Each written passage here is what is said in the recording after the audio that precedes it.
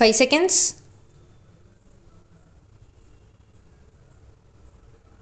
Comments.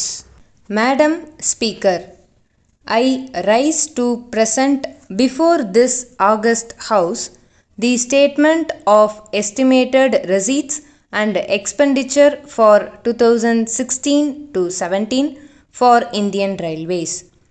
Let me begin with a couple of personal experiences.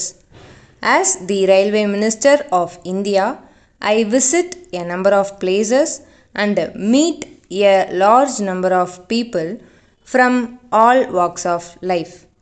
On one visit to Mumbai Central Station, I was pleasantly surprised to find a group of women engaged in cleaning. The station looked very clean. On seeing me, a lady came and thanked me for allowing her NGO to adopt the station. For the last 5 months, she had been volunteering a day every month at the station. She said that she felt very happy to be contributing her little bit to this national cause. In another incident, Alok Tiwari, an inspector in the Railway Protection Force, recently deputed to the social media cell of the Railway Board, shared his sentiments. He is responsible for taking action on passengers' requests for help on social media. He said that for the first time in his professional career, he has realized how his little actions were making a huge difference in passengers' lives. He felt enthused and proud to be part of Indian Railways. Madam Speaker, it is people like those who are the soul of India and Indian Railways, and that is why this is not my budget alone. This is a budget which reflects the aspirations of each and every member of the railway family, a budget that reflects the aspirations of the common citizens of India who have not only been writing to me, interacting with me on social media, but also meeting me in large numbers to share their thoughts.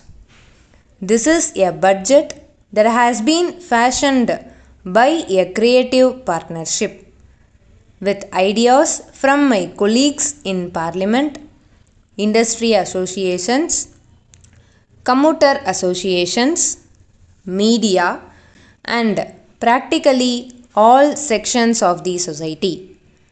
I would like to thank each one of you. But above all, this budget owes its inspiration to the vision and leadership of our Prime Minister Sri Narendra Modi ji. He had once said, "My vision is to make railways the backbone of India's progress and economic development."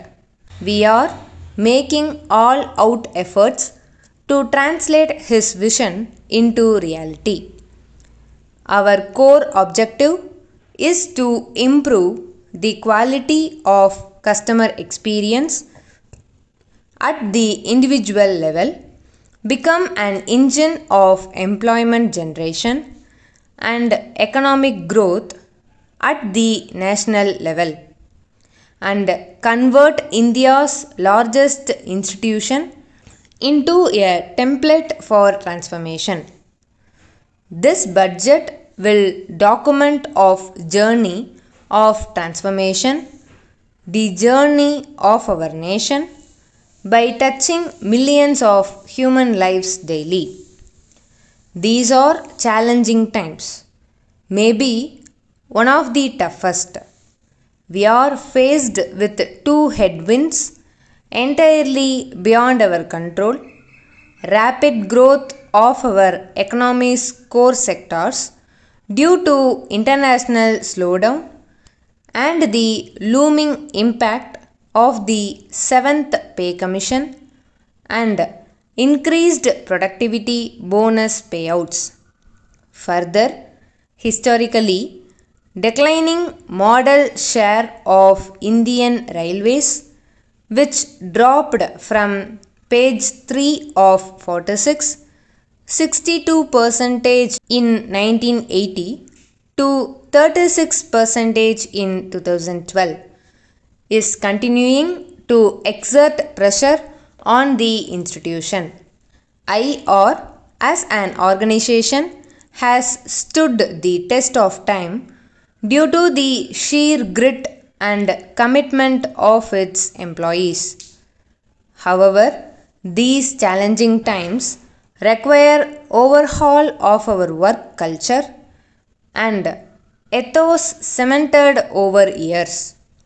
Last year, I had unveiled a medium-term vision for the railways, which set us on this transformational journey for which we need to reorganize, restructure and rejuvenate this institution. For the year 2016 to 17, we expect an operating ratio of 92% after including the immediate impact of the 7th Pay Commission, as against 90% likely to be achieved in the current year.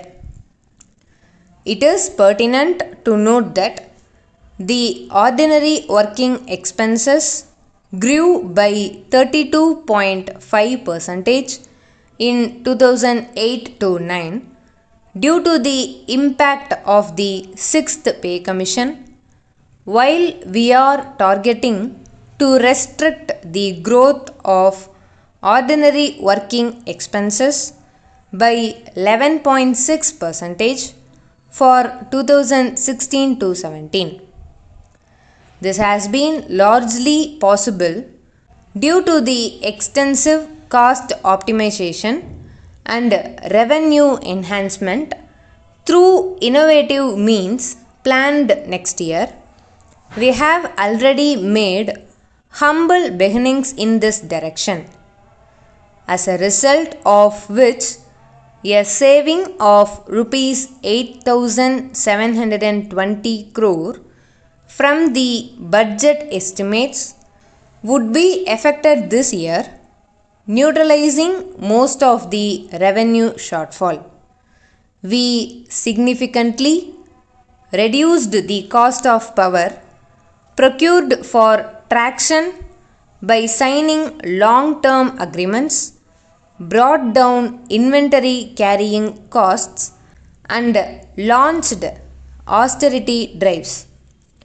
In the next year, we are increasing the rigor on cost optimization multifold. For the first time in IR, absolute reductions as compared to the previous year have been planned in categories like diesel and electricity through concrete and rigorous planning.